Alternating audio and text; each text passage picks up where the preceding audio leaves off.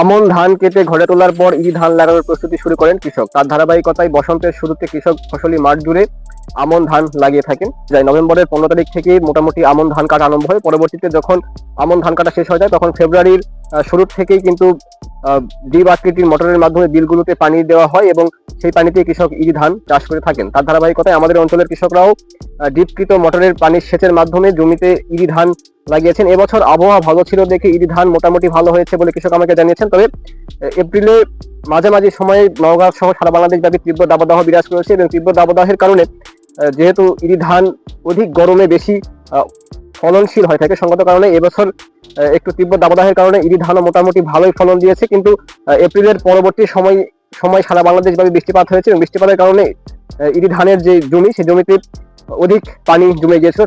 সেই সময়টাতে কিন্তু কৃষক জমি থেকে ধান কাটতে কিছুটা বাধার সম্মুখীন হয়। পরবর্তীতে আজকে যখন আমি কথা বলছি এই সময়টাতে মাঠে খুব বেশি ইরি ধান নেই, একদমই ধান কাটা শেষ পর্যায়ে। সেই সময়টাতে আজকে সকাল থেকে মেঘলা মেঘলা আবহাওয়া বিরাজ করেছে নওগাঁতে এবং পরবর্তীতে 11টার পর থেকে আমাদের নওগাঁতে ব্যাপক আকারে এবং বৃষ্টিপাত হয়েছে, অর্থাৎ বলতে পারেন যে মুষলধারে বৃষ্টিপাত হয়েছে। সঙ্গত কারণে কিন্তু বিলে যেসব ধান কৃষক কেটে রেখে দিয়েছিল, সকাল থেকে যেসব ধান কৃষক কেটে বিলে রেখে দিয়েছে সেসব ধান কিন্তু একদম পানিতে তলিয়ে গিয়েছে এবং মাঠে খুব বেশি ধান বর্তমান সময় নেই, অল্প কিছু ধান রয়েছে এবং এই ধান কাটার ক্ষেত্রে কৃষককে বাধার সম্মুখীন হতে হচ্ছে। কারণ যেহেতু বৃষ্টিপাত হয়েছে এপ্রিলের লাস্টের দিক থেকে এবং মে মাসের প্রথম সপ্তাহেতেও নওগাঁ সহ সারা বাংলাদেশ ব্যাপী মুষলধারে বৃষ্টিপাত হয়েছে। সঙ্গত কারণে কিন্তু বিলগুলোতে পানি জমে গিয়েছে এবং অধিক পানি জমে যাওয়ার কারণে কৃষক কিছুটা বাধার সম্মুখীন হয়েছেন ধান কাটার ক্ষেত্রে। তবুও কিন্তু কৃষক আনন্দের সহিত ধান কেটেছেন, কারণ যেহেতু কালবৈশাখী ঝড়ের তাণ্ডব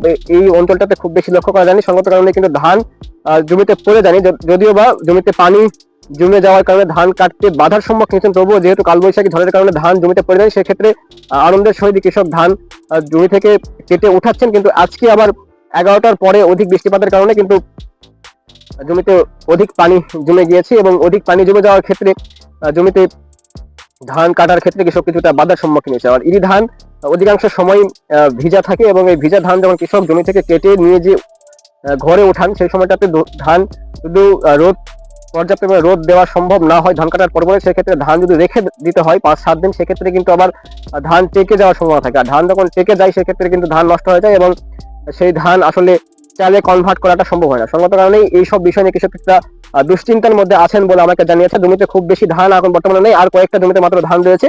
আশা করা যায় আর 2 থেকে 3 দিনের মধ্যেই কৃষক ধান কেটে শেষ করতে পারবেন এবং বিলও মোটামুটি ফাঁকা হয়ে যাবে। এখান থেকে মূলত ভিডিও শেষ করছি। ভিডিও দেখার জন্য সকলকে অসংখ্য ধন্যবাদ।